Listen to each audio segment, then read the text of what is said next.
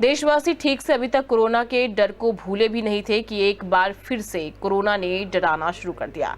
Asia के कई देशों में कोरोना ने फिर से अपनी दस्तक दे दी है, जिससे पूरे एशिया में एक बार फिर से खलबली मच गई है।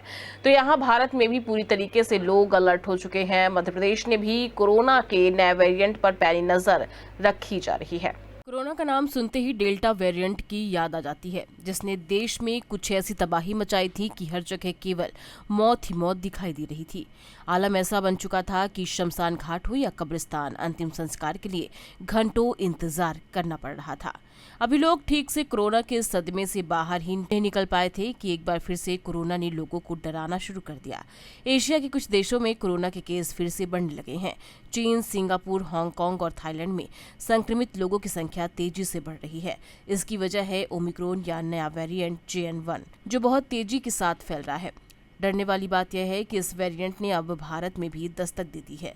सूत्र बता रहे हैं कि इसका पहला मरीज बेंगलुरु में पाया गया। इसके बाद स्वास्थ्य विभागों में खलबली मच गई। मध्य प्रदेश में भी निगरानी शुरू कर दी गई है। देखिए, जैसा कि आपको मालूम है कि कोविड कभी भी पूरी तरह से ख़त्म नहीं हुआ था। बीच बीच में इसके नए स्ट्रेन्स आते रहे हैं। जैसा कि हमेशा वायरल डिजीज़ में होता है कि जेनेटिक शिफ्ट और जेनेटिक ड्रिफ्ट के कारण इनके नए स्ट्रेन्स आते रहते हैं। कुछ ज़्यादा इन्फेक्टिव होते हैं, कुछ कम इन्फेक्टिव होते हैं।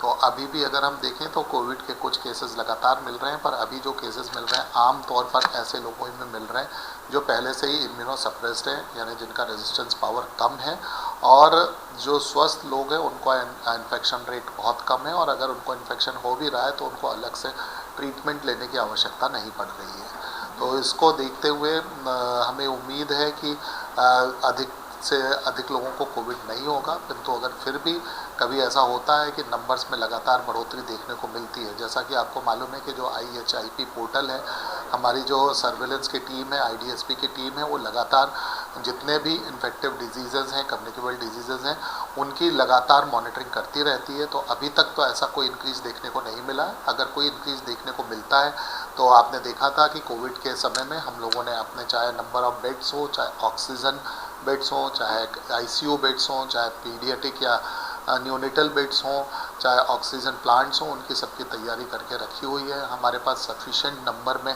टेस्टिंग फैसिलिटीज़ भी हैं।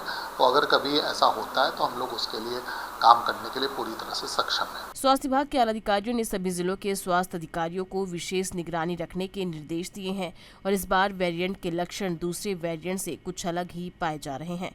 EMT news.